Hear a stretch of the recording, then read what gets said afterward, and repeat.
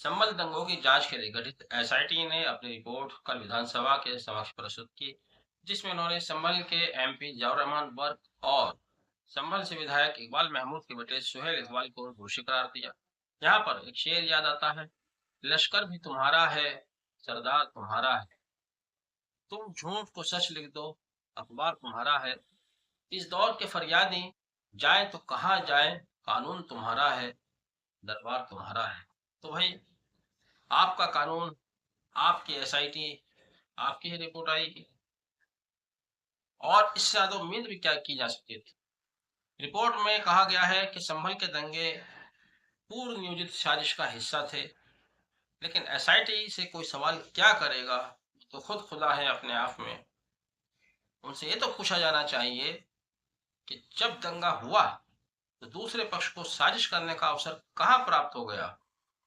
एक अदालत, सिविल जज सीनियर डिवीजन आदेश देता है मस्जिद परिसर के सर्वे करने का, और उसमें इतनी जल्दबाजी की जाती है कि तुरंत फुरत उस आदेश को लेकर दो अधिवक्ता, जिनका यही काम है, पुलिस बल को साथ लेकर, और पुलिस बल ने कुछ गुंडों को साथ लेकर और नारे लगाते हुए मस्जिद के ऊपर ऐसे बढ़ते हैं जैसे उसके ऊपर हमला किया जा रहा है।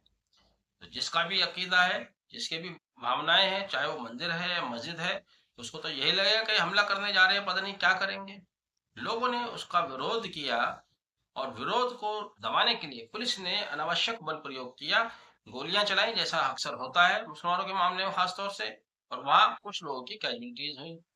तो यहाँ उन्होंने ऐसा क्या किया जिसको आप दंगे का नाम दे रहे हैं। एक तरफा पुलिस की जाती हुई, पुलिस ने गोलियां चलाई, पुलिस की गोलियों से निर्दोष लोग मारे गए, तो दंगा तो हुआ ही नहीं। फिर आप कहते हैं कि साजिश की गई, तो साजिश कहाँ से हो गई। अचानक दूसरी तरफ आपके जहन में चल रहा है, जो दूसरा पक्ष था, अदालत से आदेश लेते हैं, तुरंत फुरंत उस पर मस्जिद के ऊपर चढ़ाई कर देते हो, तो सुनियोजित साजिश तो उनकी थी। आपको दोषी करार देना चाहिए था, उनको देना चाहिए था। अदालत का अगर आदेश था, उसका एग्जीक्यूशन तरीके से होना चाहिए था, दूसरे पक्ष को जानकारी में लेकर उसको बताकर इस आदेश का अनुपालन किया जाना चाहिए था।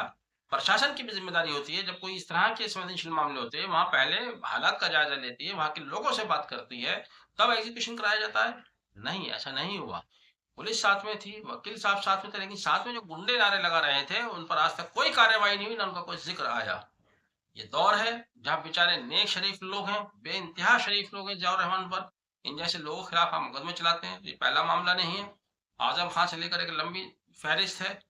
अब वही, फिर वही शेर दोबारा दोहराएं। आपकी हुकूमत, आपकी सरकार, आप जो चाहें कीजिए, लश्कर भी तुम्हारा है, सरदार तुम्हारा है, तुम झूठ को सच लिख दो, अखबार तुम्हारा है,